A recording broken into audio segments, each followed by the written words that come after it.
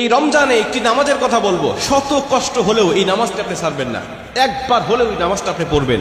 নবীজি এই নামাজের এত গুরুত্ব দিতেন, নবীজি বলেছেন জীবনে একবার হলেও তুমি এই নামাজটা পড়বে। এই হাদিসটি ইবনে মাজাহ শরীফের, তিরমিজি শরীফের এবং আবু দাউদ শরীফের 1297 নম্বর হাদিসের মধ্যে এই হাদিসটা বর্ণনা হয়েছে এই নামাজের কথা। নবীজি তার চাচা আব্বাস রাদিয়াল্লাহু তাআলা আনহুকে ডাক দিয়ে বলছেন, চাচা আমি আপনাকে এমন একটি নামাজের কথা বলছি, এই নামাজটা আপনি প্রতিদিন একবার হলেও আপনি আদায় করবেন। চাচা যদি প্রতিদিন সম্ভব না হয়, অন্তত সপ্তাহে একবার হলেও আপনি নামাজটা পড়বেন। যদি সপ্তাহে সম্ভব না হয়, তাহলে আপনি মাসে অন্তত একবার এই নামাজটা আদায় করবেন। চাচা যদি মাসেও আপনার পক্ষে কষ্টকর হয়ে যায়, বছরে একবার পড়বেন। যদি বছরেও না পারেন, জীবদ্দশায় অন্তত একবার হলেও নামাজটা পড়বেন। কারণ এই নামাজটা এত পাওয়ারফুল নামাজ।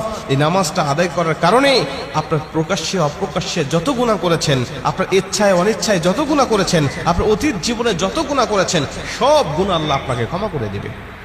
চাচা এই নামাজটার নিয়মটা একটু ব্যতিক্রম। এই নামাজটাকে বলা হয় সালাতুত তাসবিহ। এই নামাজের মধ্যে অতিরিক্ত কিছু তাসবিহ পাঠ করতে হয়।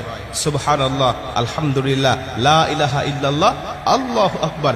এই চারটা তাসবিহ একত্রিত করে সুবহানাল্লাহি ওয়াল হামদুলিল্লাহি ওয়া লা ইলাহা ইল্লাল্লাহ আল্লাহু আকবার, এই তাসবিহগুলো, এই বাক্যগুলো এখানে পাঠ করতে হয়। 4 রাকাত বিশিষ্ট এই নামাজ সালাতুত তাসবিহ 4 রাকাত পড়তে হয় এক নিয়তে। 4 রাকাত নামাজে প্রতি রাকাতে 75 বার করে করে মোট 300 বার এই তাসবিহটা পাঠ করতে হয়। সুবহানাল্লাহি ওয়াল হামদুলিল্লাহি ওয়া লা ইলাহা ইল্লাল্লাহু আল্লাহু আকবার, এই তাসবিহটা, এই দোয়াটা 75 বার করে করে প্রতি 4 রাকাতে মোট 300 বার করে আপনি পাঠ করবেন। কি নিয়মে পাঠ করবেন আমি আপনাকে নিয়মটা শেখাচ্ছি।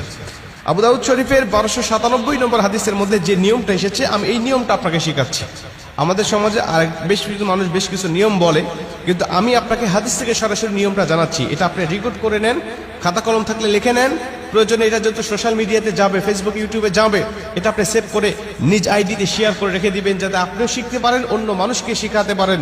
আপনার শেখানোর কারণে কেউ যদি নামাজটা আদায় করতে পারে, ও যে সওয়াবটা অর্জন করবে, সওয়াবের একটা অংশ আল্লাহ আপনার আমলনামায়ও দান করবে।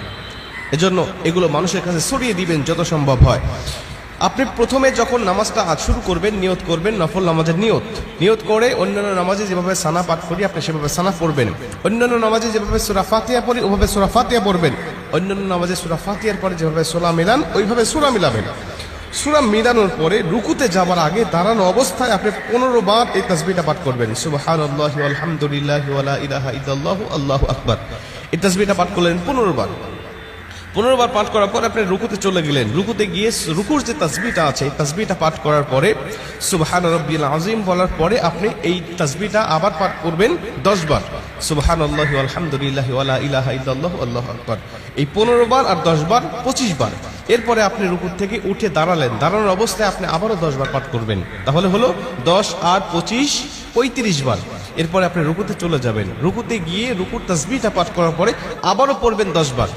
এই হলো 35 আর 10 45 বার। এরপরে আপনি রুকু থেকে আবার উঠে বসে পড়লেন। বসার পরে আপনি আবার পড়বেন 10 বার। 45 আর 10 55 বার। এরপরে আপনি আবার রুকুতে চলে যাবেন। রুকুতে গিয়ে রুকুর তাসবিহ পাঠ করার পরে আবার পড়বেন 10 বার। এই হলো 10 আর 55 65 বার। এরপরে রুকু থেকে যখন উঠবেন, উঠে প্রথম রাকাতে আপনাকে দাঁড়াতে হবে, না দাঁড়িয়েই আপনি বসা অবস্থায় আবার 10 বার পাঠ করবেন। এই হলো 65 আর 10 75 বার। দ্বিতীয় রাকাতে ঠিক একই নিয়মে, তৃতীয় রাকাতে ঠিক একই নিয়মে, চতুর্থ রাকাতেও একই নিয়মে, এই 4 রাকাতে 75 বার করে করে যখন 300 বার পাঠ করে আপনি সালাম ফিরিয়ে নামাজটা শেষ করবেন, সালাতুত তাসবিহ নামাজটা আপনার আদায় হয়ে গেল। এই নামাজ শেষ করে আল্লাহ পাকের কাছে আপনি দোয়া করবেন, যেভাবে ইচ্ছা চাইবেন আল্লাহ পাক আপনার দোয়াটাকে কবুল করে নেবে।